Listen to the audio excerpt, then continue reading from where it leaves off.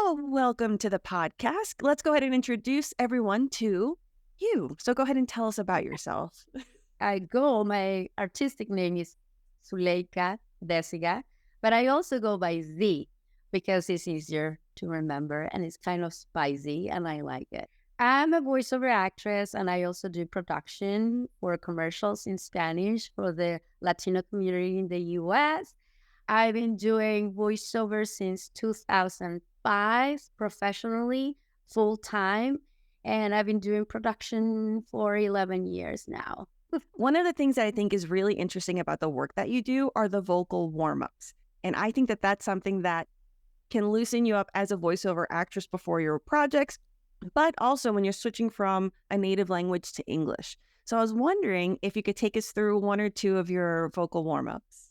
Well, there's so many, but I start with my face, and then I move into my tongue and my mouth, and I do a physical work like jumping jacks, or I dance or something. Because sometimes when you're in a session with different people, most of the time is around 5 to 6 people listening to you and giving you directions. And of course, some of the sessions are kind of like, you get excited and nervous and all that stuff.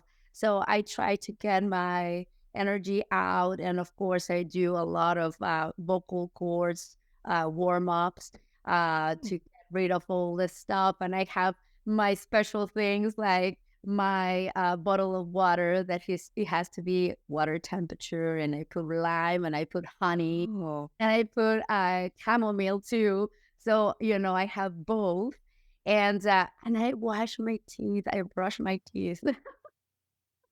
So I love all these insider tricks.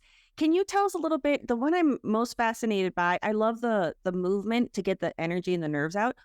Can you give us one exercise that we could do maybe for the lips and the tongue? Yeah, definitely. One is going circles, like it, and then on the other side, Hmm. and then you go like this, and then on the other side.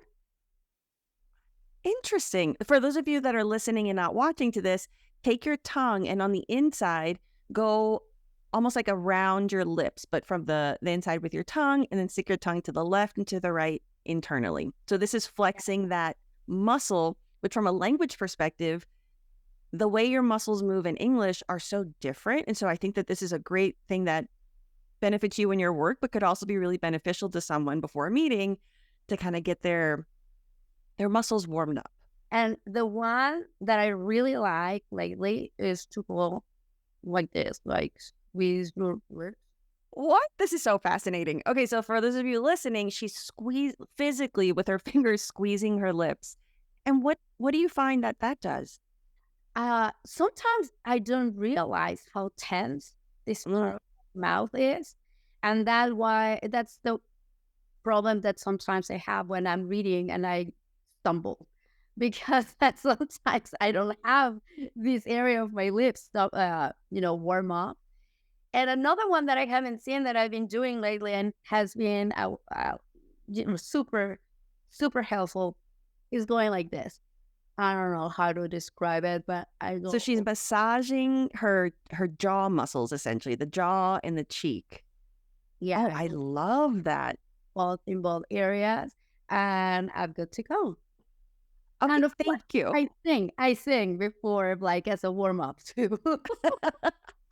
Okay, those are wonderful. Thank you for sharing that. And that's definitely something that I think is so useful because the nerves, especially of speaking another language, but it causes tension. And that tension prevents you from making the movement. So I think that these are going to be incredibly useful. So I thank hope you. that you're welcome. Thank you so much.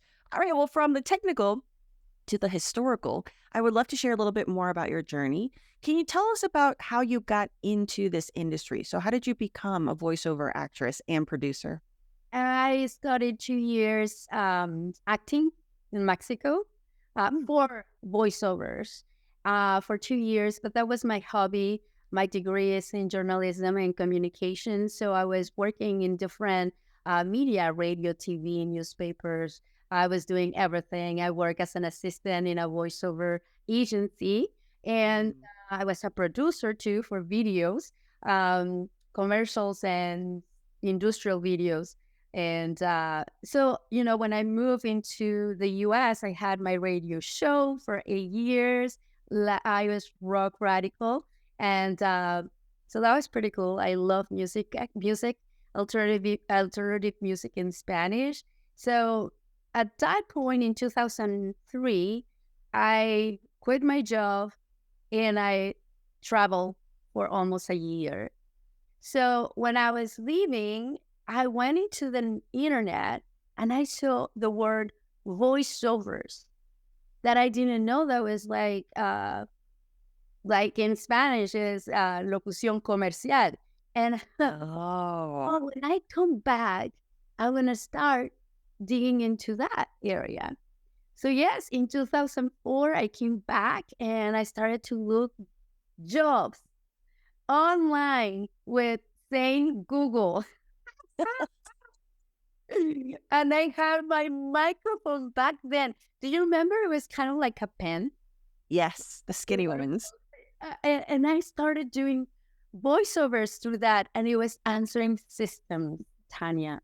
Did you do Spanish at that point, or were It you was already only doing Spanish and Spanish. English? It was Spanish. It was Spanish. Most of the stuff it was in Spanish. It took me a year to get my first agent in the city, and I'm a persistent person. I told myself like a pit bull because I grab a dream and I just grab it and I don't let it go. You have to. It's a tough industry. So I feel like you need to be aggressive, but also diplomatic and kind of have that balance so that you can increase your network and get the jobs that you want. So I'm curious, when did you make the switch into expanding your work into English? It was around COVID. Well, Oh. before I started taking classes with you in Uh-huh. 2018, I think, Tanya. Yeah, I think it was a year or two before COVID that we met. It's wild. And finally, I decided to fight against me speaking English and diving in because I was very nervous. I was not confident. I thought that my English, because I had a thick accent, I still do, but I was not ready for that. And when I went to networking events, it was really hard for me to introduce myself and after I took classes with you and you explained me like the way to communicate, because it's not only the accent, it's also the nuances of how to communicate and the culture, the business culture that you might not know. So, 100%. Oh, I'm so happy that that increased your confidence. oh yeah, definitely. Because something that I find fascinating, specifically with you, and that I think other people would also appreciate, whereas a lot of people, their goal is to have no accent because of your niche and your industry. We were working on accented English because that is a big market for you. So, how do you feel that you managed to balance keeping that accented English, but pushing for clarity? Mhm. Well, back then, I remember people were kind of like, and still I have that. They do not understand me quite a lot, Mhm. so I have to reframe things, etc. But something I notice is I don't get upset or offended because I understand that I need to be more clear, and I make it kind of like a game for me. And it's like, I switch it. And that's for me has been a very powerful thing. But answering your question, Tanya, I remember when I was asked to do something for Microsoft Mhm. and they said, "Oh, we want someone who has Spanish accent for a technology that they were doing." And after that, they started to book me more. And then I started booking with Amazon because those companies hire a lot of people from all over the world. So they have this culture of embracing accents. I And love that. and that was for me the beginning of an open eye into, okay, this is a space for me where my accent is okay, where people from other countries have like accents like mine and they're like higher ups and nobody says anything. And that was the moment for me that I was like, okay, I need to embrace who I am. And just because I know I can do it. And it doesn't mean that I'm an ignorant person. It doesn't mean that I'm less than other people. It means that it's me, that I'm coming from another country and I'm choosing to keep my accent because I want to keep my identity. And then through, the learning stuff, I've been reducing my accent less and less and less. So, I want to share this story with you, Tannia. During COVID, I was ready to do my first demo commercial, and I asked this prominent guru, uh, a demo producer in Los Angeles, and I asked him, I want to do my English accented no, Spanish, no, my English is Spanish accented. No, Wait, Spanish accented English. exactly. See, I have sometimes this like what, but anyway, um, so he said to me, Tanya, he said, I don't know. I don't know if you're ready for this market. I don't know if that's gonna work because in Los Angeles, you're not gonna have a space for that. And I said, but I've been recording with big companies here in Seattle, and I want to know if there is a niche for me. And he said, well, you are going to be my first ever uh, demo that I will produce with those specific for you. And he said, let me think about it because maybe I'm not the right person for you. So that was Friday. Then the weekend came and he emailed me first time Monday morning. And he said, Zuleika, I'm ready to do your demo because over the weekend, my wife and I were sitting in the TV and we saw a national TV commercial with someone that has your accent. So definitely I'm going to do it. And thank to that person who believed in me and that demo that he created, I was able to get a lot of agents in all over the US and overseas. So that's pretty cool. That is fantastic. And as you were telling me about the identity portion, I was getting so emotional. I was trying not to cry because you getting to that point where you felt like you were ready to embrace, it's not just about embracing the English and the accent. It really became what you were talking about identity. And I'm Mexican American.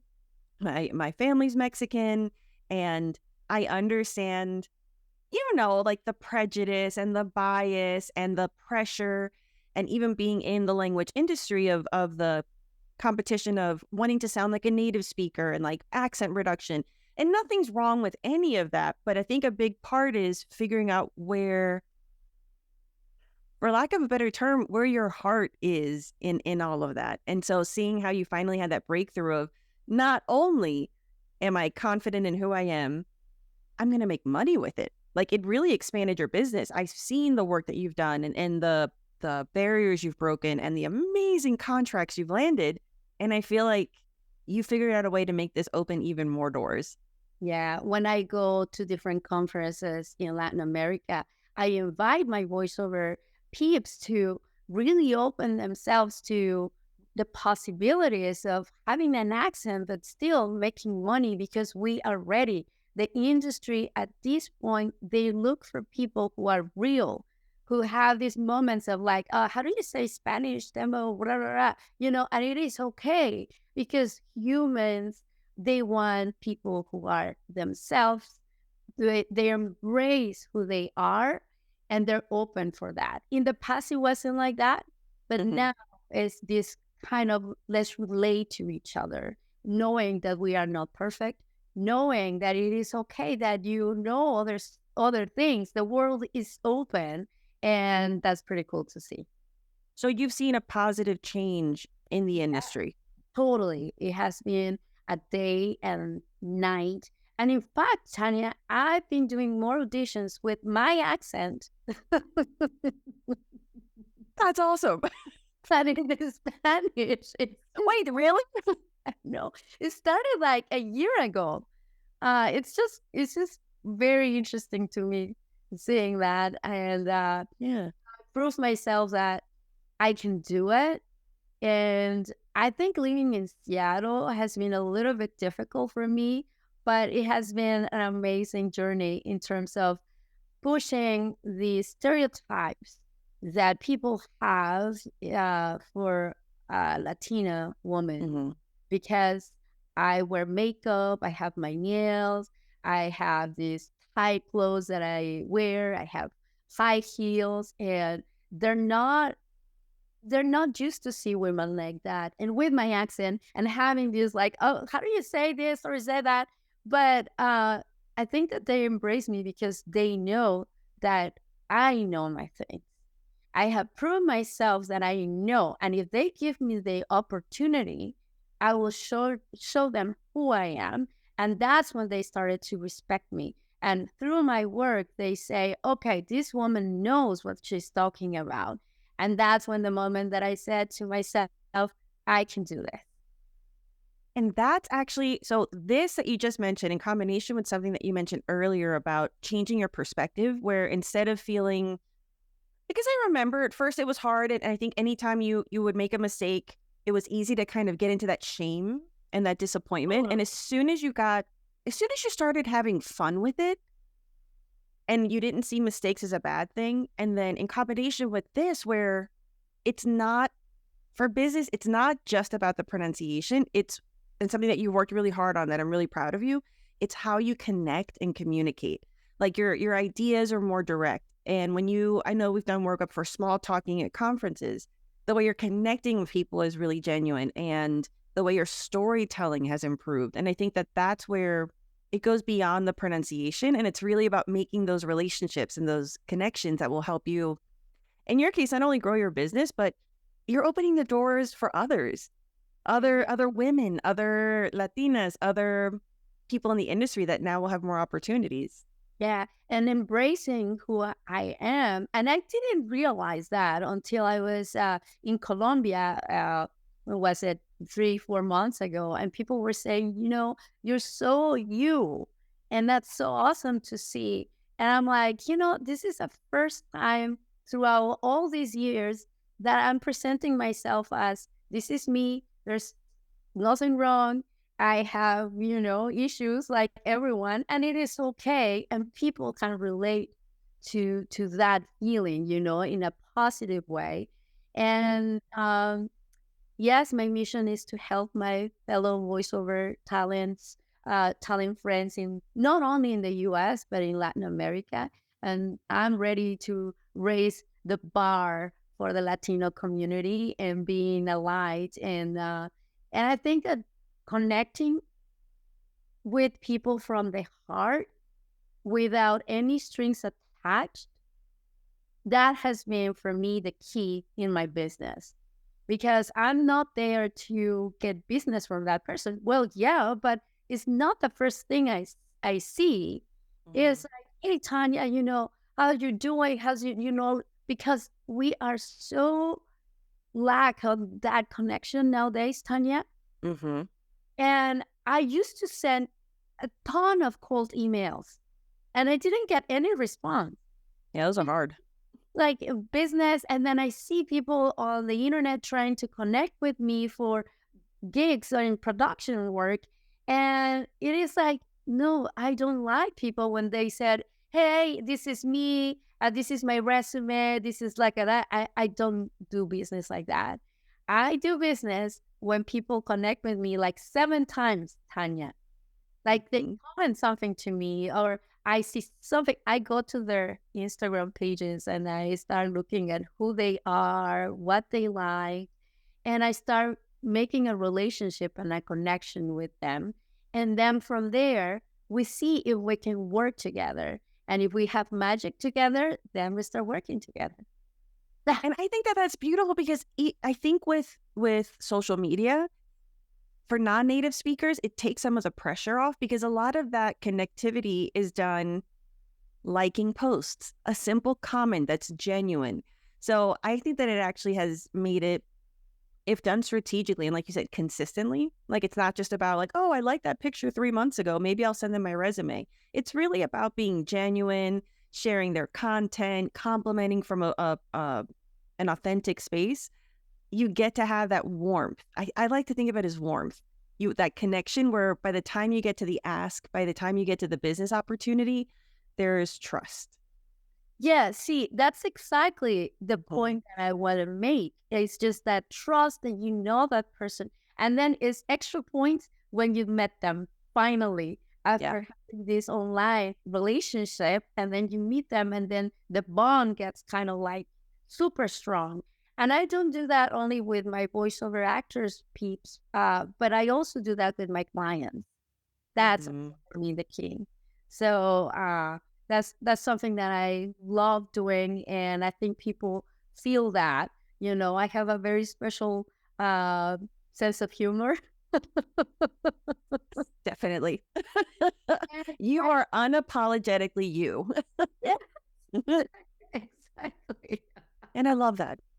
But you know what's interesting though, being that you have such a strong personality, because you're a character, and I love that about you.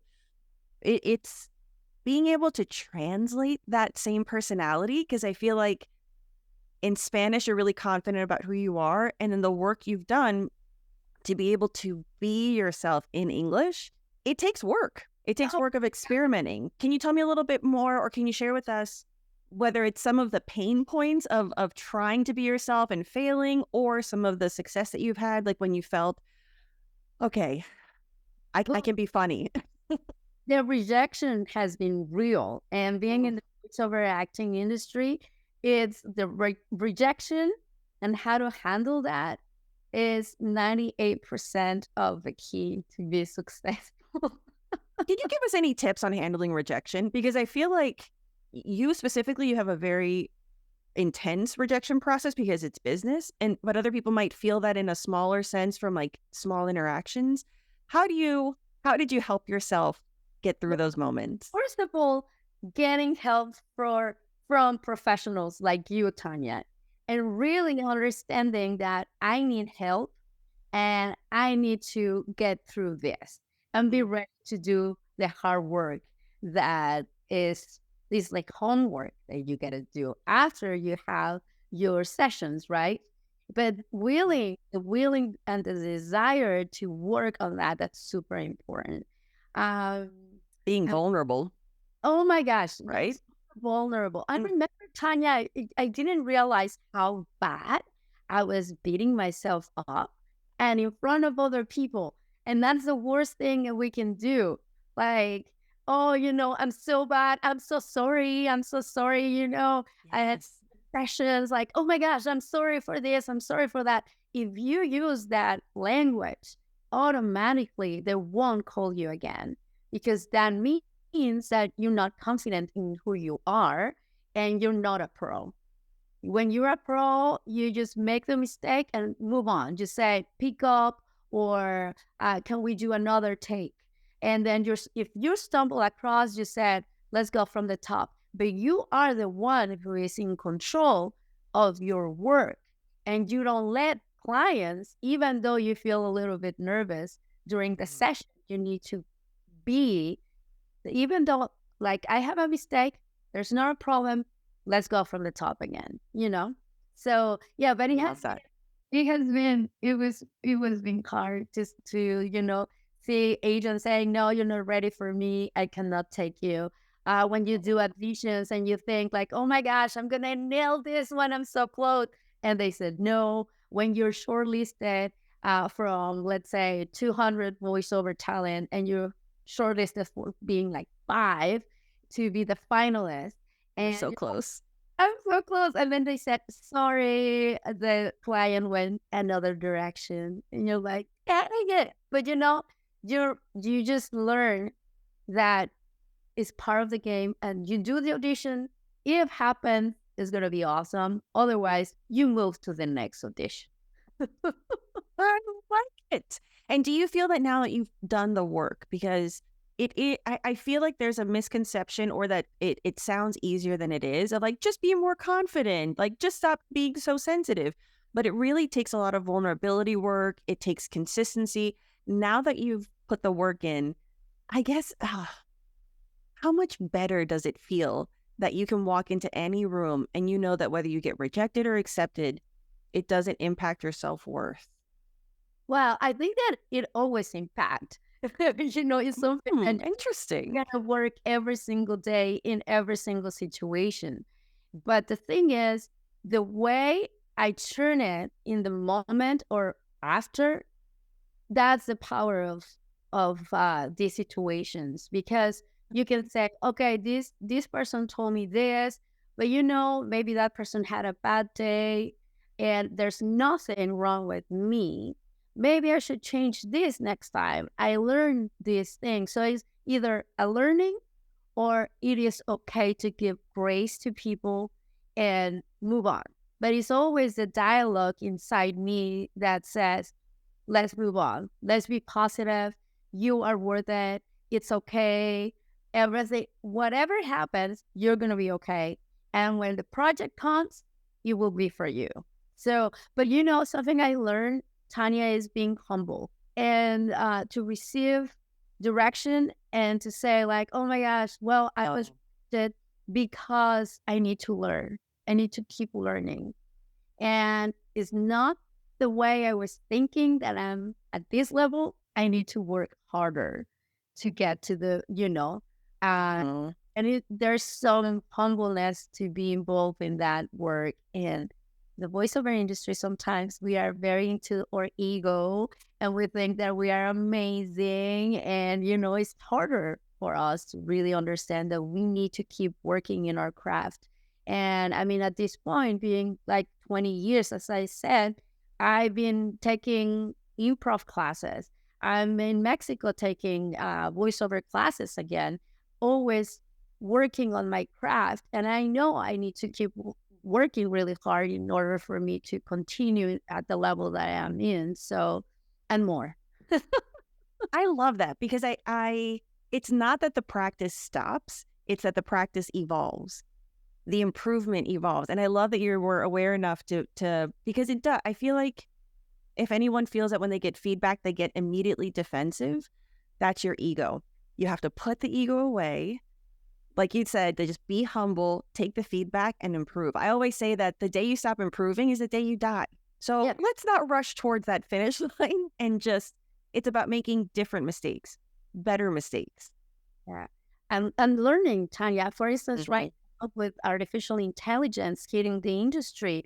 And it's going to be hard for us to get used to this new transformation. But the people who are able to act, to be real, to really connect with the emotions with people, those are the ones who are going to survive this change in the industry, I think. And because artificial intelligence can create everything super fast, but emotions, they don't have emotions yet. And when they do, you'll figure out a way to pivot and to keep yourself relevant and to keep yourself.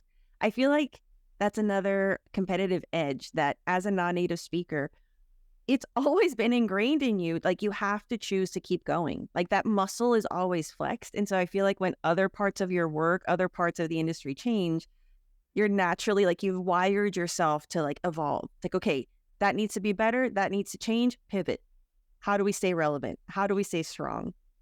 At this point in the industry, video games is the like emerging niche that is just like booming, and they have much more money than Hollywood movies. And Yes. it's unbelievable. And I'm working to go to that niche as well, something that I haven't done before. Or animation, animation is 100% in LA, but now they're changing and they're doing a lot of things online. but it's something I would love to grow and learn and all that good stuff. So yeah, this voiceover career is always evolving. And it's not, Tanya, I want to say this, it's not about the voice. It used to be 10, 12 years ago that Yeah. you had to have this amazing voice to make it. That radio DJ. Exactly. It's gone. It's gone, gone, gone. Is the acting part. That is Oh, so it's not about being real. being real, being who you are in different situations, you know? So yeah, that's pretty What cool. an interesting evolution. How has coaching helped you? Like our coaching together, how has that helped you grow your business and feel more confident in your English? Oh my gosh, Tanya, you helped me so much from you went above and beyond in terms of helping me with my pronunciation and diction and, elements like that. But you helped me how to build a resume, how to introduce myself, how to deal with rejection in a business setting. And those elements having a key player for me because like you said, business in English, to teach people how to do business in the US. And this business, I mean, everywhere is very difficult to deal if you don't know the cultural differences and the way you say things and how to say it in a way that is respectful to people, but at the same time, speak up your voice and what you think. And that's something that you have taught me, Tanya, to speak my truth in a very polite and professional way, but speak it without feeling that there's something wrong with me. Something that I thought would be fun for us to do and for the listeners to practice if they want to is to show us a little bit of your process. So I pulled 5 lines from 5 different spots that you've recorded, and I would love to hear your process on how you choose the tone because Okay. whether the pronunciation is 100% correct or not, it's not really that. Like the things about these spots is really, they're all very different clients. Your voice is not going to be the same tone for a tequila brand as it is for Bank of America. So Right. I would love to hear your process. So let's look here. So we're going to get some intonation practice from a pro. So the first spot is one that I love this commercial that you did. I thought you did so beautifully with Don Julio. So tell us, how did you choose what the tone would be for this one? On this commercial, when you are in a session, they give you the producer, the director, the client, the copywriter. They give you directions on what they want. Okay, so you have to translate what that means. So it means like, oh, we want someone that is 35. Even when you do the audition, they said we want mid-range. We want someone that is conversational, that is proud about their roots. Someone that is higher class, that loves tequila. So so they give you Oh. the direction that they want, and then you start from there, you analyze the text. And after analyzing the text and the words that you want to emphasize, then you start creating that character. And it's just the creation of the character that is going to be always me, but it's something like, and I'm sorry, I'm talking about this technicality before No, but this is really interesting. uh, everyone has a different way approaching this the script because everyone's different. So for me is that process. But before I get to the session, I need to do my homework. Meaning I go to online and I check the spots that they have done in the past. So I can get a sense of the brand spirit, what are they trying to communicate, and sometimes that works and sometimes it doesn't work because they want to sometimes change the feeling of the campaign. Oh. They want to rebound this the message. And in this case for tequila, they haven't done like in a long time a campaign for their new tequila, and it's called Por Amor. for love. So that kind of like give you more an idea of how to approach the commercial. And when you do that, it comes for me, I think about the person that I love the most. And I was thinking about, in this case, my husband or my mom. When I did the audition was my mom. And then when I did the commercial, when we were recording, it was my husband because they wanted to sound more like in love with someone. And it's different when you are in love with your mom than it's different when you love your husband. Yes. Yeah. So those are the nuances that you will apply when you're reading. So after that, then I go ahead and they said, let's give me the first read and we can go from there. So you read and they said, oh, let's do more conversational. Let's do more warm. Let's go faster. Let's go. It sounds more, it's too much conversational. Let's put a little bit of uh, more announcery read. And you as a voiceover actor, you are you gotta be able to do all of that because it's not easy. Those nuts No. are It's so specific. But all that homework that you do for your work, I feel like is an awesome insight into how much work it takes to sound natural.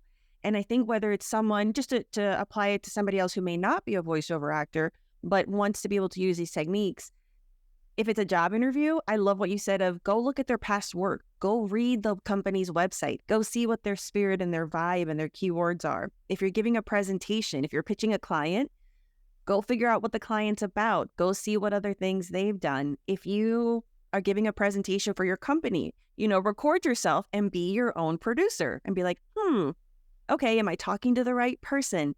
And I think all the work that you do, it's really about processing, always keeping in mind, what does the audience need to perceive? exactly because at the end you're talking to them, Mm-hmm. and as you're talking at them.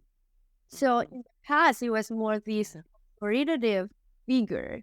And now it's like you and I, Tanya, we're talking about this product that I love, or, did you discover this service? I love this service. And when you do that, you do it because you feel it, right? It's not easy to sound conversational. And let's say, Tanya, we are conversational now, but when you're in a session where different people is telling you, oh, say this word a little bit more warm, but that sounds natural. All the directions that you have for different people, and you have to be professional, and you have to be there. It's not that you go and I know I cannot do this. Oh my gosh, I'm giving you a lot of takes. No, I'm done. No, no, no, no. You're there to serve your client, to be able to give them what they asking you to do. So A lot. All right. Well, from the behind the scenes to a little sample. All right. So can you please show us an excerpt, a little line from the Don Julio piece? okay, so I'm gonna read it as an announcer read first, and then I'm gonna do another one that is conversational, so you can hear the difference. Don Julio, he knew above all others that when you think from the heart, there is zero compromise. Okay. And I'm going to give you a natural one. Don Julio, he knew above all others that when you do things from the heart, there's zero compromise. So good. Yes. And that's something that being playful with the language. So for anyone who's doing this like kind of practice on their own, be playful with it. I love what you said. And I do this exercise with clients too of like pretend that you're an announcer, pretend that you're something else, because it just frees you from the worry of, is my English perfect? And instead it's about, are you communicating the message? I remember, Tanya, when we were practicing this script. So I was ready for my recording, and I was bummed out. I was like, "Oh my gosh, I have such a thick accent." And you, Tanya, were telling me, "Okay, you go up here," and you were, like helping me, not only pronunciate it the right way, but with my accent to make it clear. But at the same time, it was the musicality in English that is different in Spanish. So you give me those tools, and I was working really hard. And by the time I came in into the session, I was able to say, okay, I'm going to do conversational, and this is me, and here I go, with no doubt whatsoever about anything, because I had worked to be able to give myself to the session and the script. Love it. Okay, so then the next line that we have is from a commercial you did for Bank for America. So what was the tone, the direction for this one? This one was like the commercial. Bank of America is a bank. So this is not playful.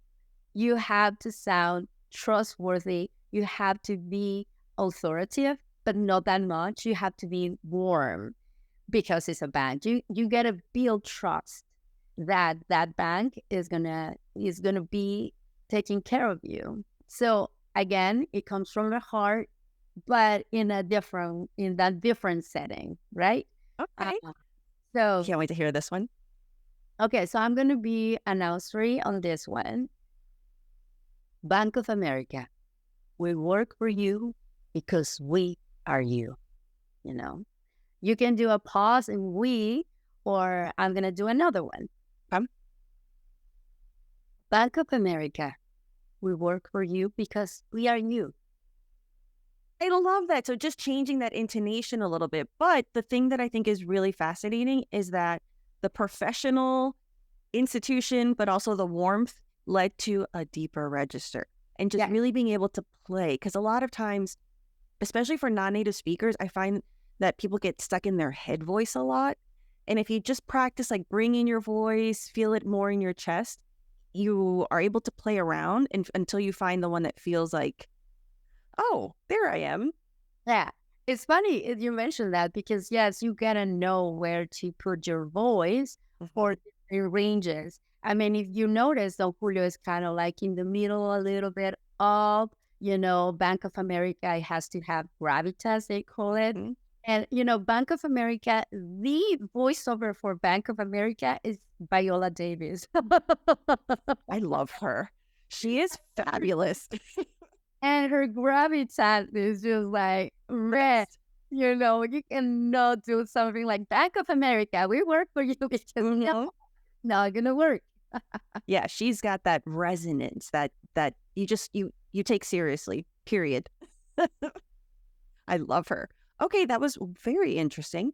So the next spot that we have here is for MAC, the makeup. So go ahead and give us a couple of reads of this one. I'm gonna say something of makeup products. They always tend to be in the past very sexy. Very sensual. Yeah, sensual, sexy, rah, rah, rah, playing with that, and a little bit of nursery. So I'm gonna do 2 takes on that, and I also gonna do another take that is more like the way they're doing it now, the way they're Oh, asking you to do it now. Because it's that most of this comes from the influencers, the way they talk, the way they are, and how fast they go. So anyway, I'm gonna deal with the first one.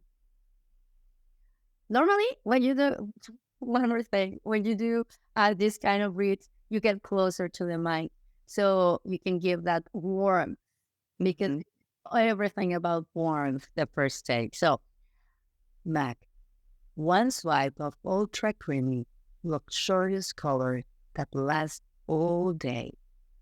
So that will be the sexy one, right? Mhm. And I'm gonna go the next one.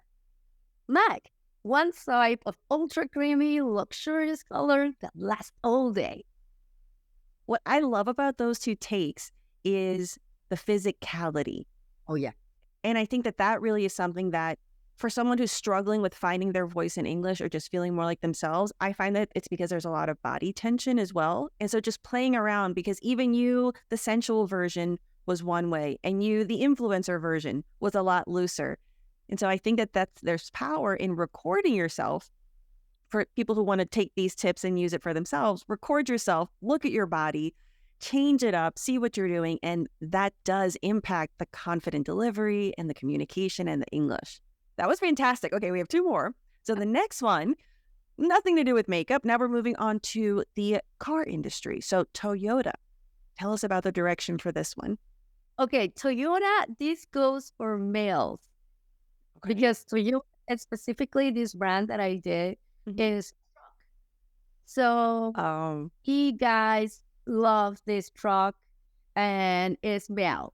So I'm gonna hit the male population between 30 to 50 years old. And so when you have those specifics, then it's different than you're gonna do Mac because Mac is for females most of their target audiences. So anyway, for Toyota, I'm gonna do something like a little bit more tough and I'm gonna do more authoritative, but I'm gonna add a little bit of sensuality on my read. Okay. So there you go. Toyota. Charge up your life in the hybrid that's all about the good times. Okay, so that was a really interesting balance of tough and sensual. Did you hear it, Tannia? Yeah. I mean, it was a totally different register than Mac, where that was like full oozing sensuality. Very interesting. Okay, so then our final one, from toughness to earthiness. So we have a spot here about sustainability and food. Go ahead and give us about Chipotle. What was the direction for this one? Chipotle, this one is person that works at Chipotle. So that myself, I give myself permission to be me with thick accent. And, you know, I'm very proud to work in Chipotle. I'm very proud of my roots as a Mexican, Mexican American, because Chipotle is in the US only. And here I go. We believe that food that comes from the earth is the best kind to eat. I'm going to give you another one. Yeah. We believe that food that comes from the earth is the best kind to eat. I love it. It's already way more energetic, a higher pitch, much more conversational. Yeah, totally. Okay, wonderful. So thank you so much for giving us that example. And now for those of you listening or watching, you see how much work it takes to really find your voice. And you're going to speak differently when you're hanging out with friends, networking versus when you're pitching a product or giving a presentation. So I like to encourage people, keep practicing until you find that register that really, if you feel some tension in your forehead, that's usually talking in your head voice, bring it down. Put your hand on your upper chest and feel that vibration, and that usually brings your voice down a little bit. And I think it sounds a lot more natural. I think these were wonderful. All right, well, thank you so much for your time. Last but not least, what advice would you give other aspiring voice actors who are working on improving their English pronunciation and their intonation and hope to break into the industry? Well, taking a lot of acting classes. Improv, that's your best tool for now. And then you take voiceover lessons to know the technicality part of the business.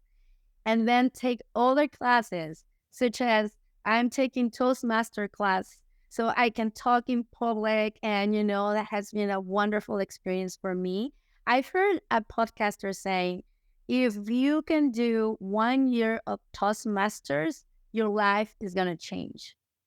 So, you know, I've been doing that for 3 months now, and it has been amazing. And the other thing that I would like to say that is pretty cool, I've been listening to the influencers on TikTok, and I try to emulate them right after they talk. So, you know, they're talking, and I'm talking after them, like 1 or 2 seconds after them, so I can mimic them and see their personalities, and I can see the way they talk and blah, blah, blah.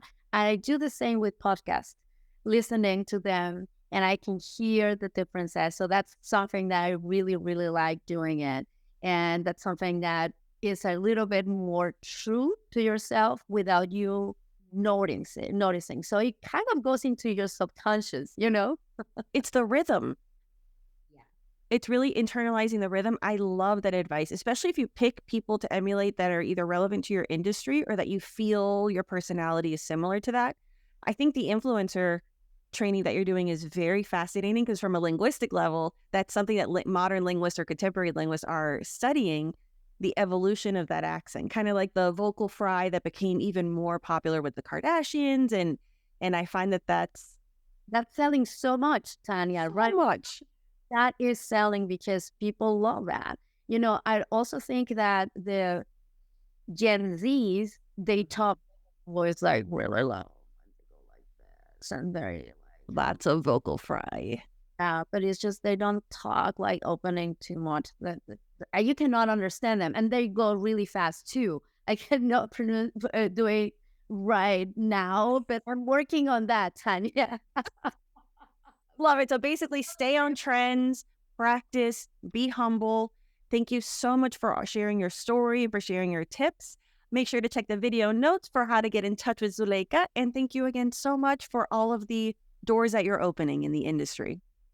Tanya. Follow me on Instagram. I post a lot of things about the industry and who are the key players in the industry and things like that. So I hope you can follow me there. It's fun. Zuleika Desiga 1. Perfect. I'll make sure to share that.